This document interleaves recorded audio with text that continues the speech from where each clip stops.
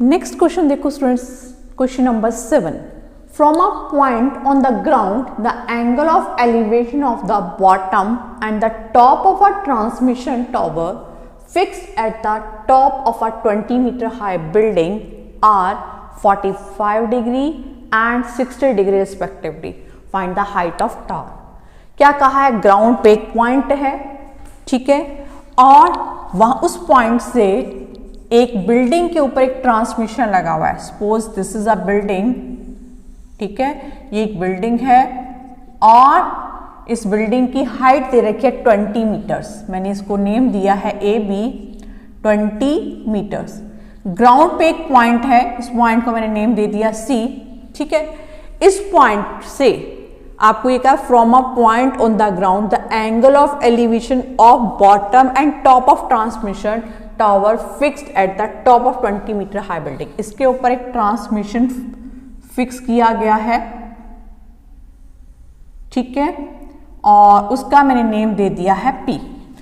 अब क्या कहा है, इसके पहले दे रखा बॉटम, यानी कि C और A के बीच का डिस्टेंस, जो इस ट्रांसमिशन का बॉटम है, यानी कि इस बिल्डिंग का टॉप हो गया A पॉइंट, इसके साथ उसका एंगल है 45 डिग्री, राइट.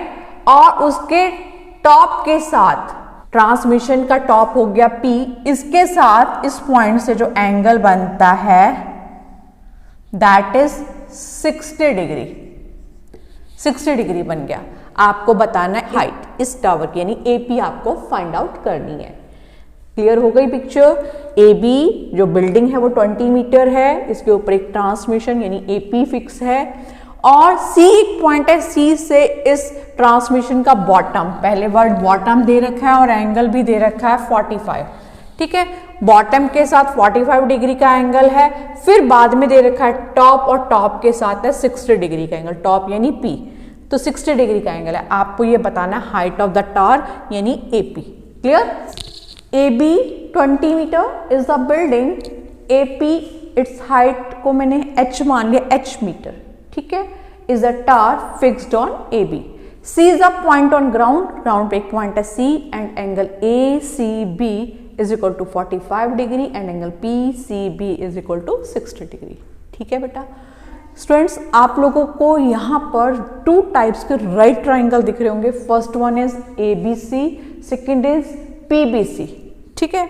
आप ABC की हेल्प से पहले आप BC फाइंड आउट कीजिए, जितना वो बेस होगा वही बेस PBC ट्राइंगल में यूज होगा, और फिर आप उसका परपेंडिकुलर फाइंड आउट करोगे.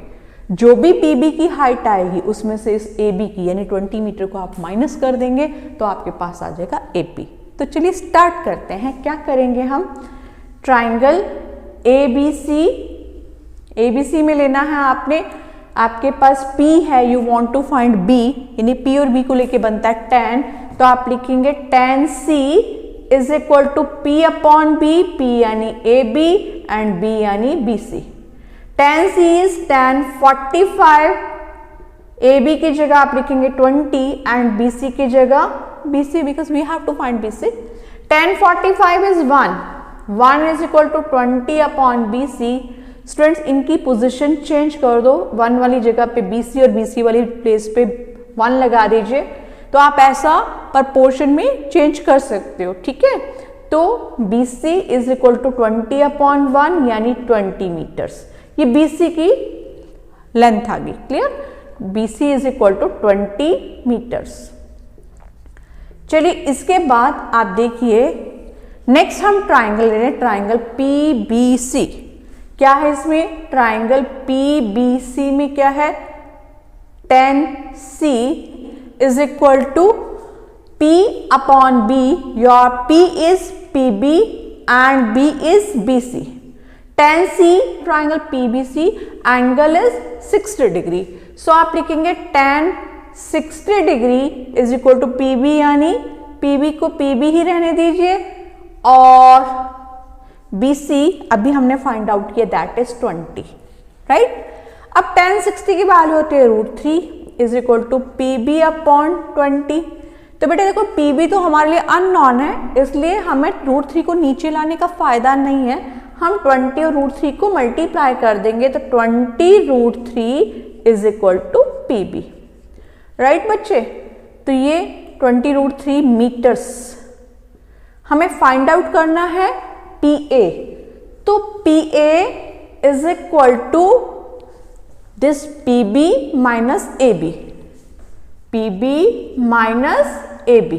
तो आपका PB तो आया है 20√3 और AB आया है, गिवन है वो तो 20।